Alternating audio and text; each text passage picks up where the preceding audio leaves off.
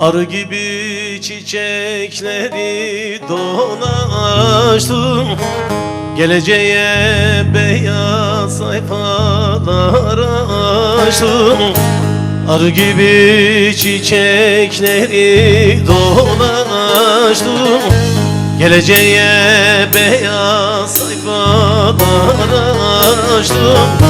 Güneş olup her yere ışık saçtım, denizim mahirim İbrahim.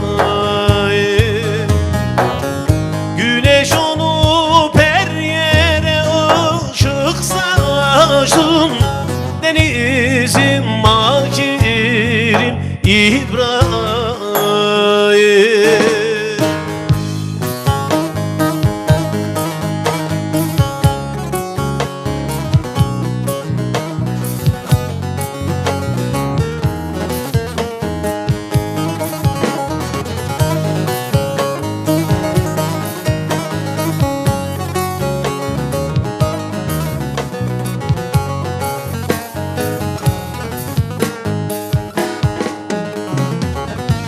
Yetim hakkı, garip hakkı yememiş, zalimin zulmüne boyun eğmemiş.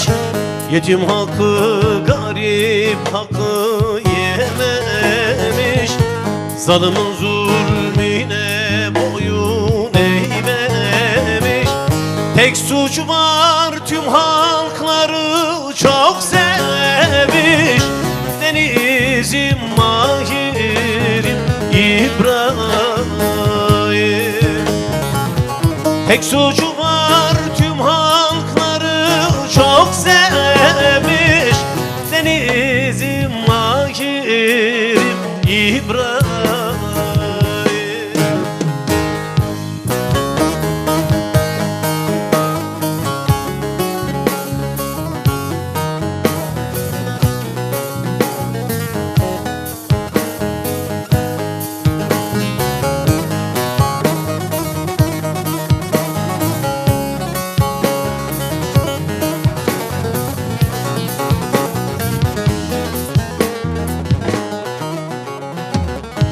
Aşık Cem'im, size inanıyorum, yerde gökte her yerde arıyorum. Aşık Cem'im, size inanıyorum, yerde gökte her yerde arıyorum. Sizi Pir Sultan'dan sanıyorum, denizim mahirim İbrahim. Sizi Pir Sultan'dan sanıyorum, denizim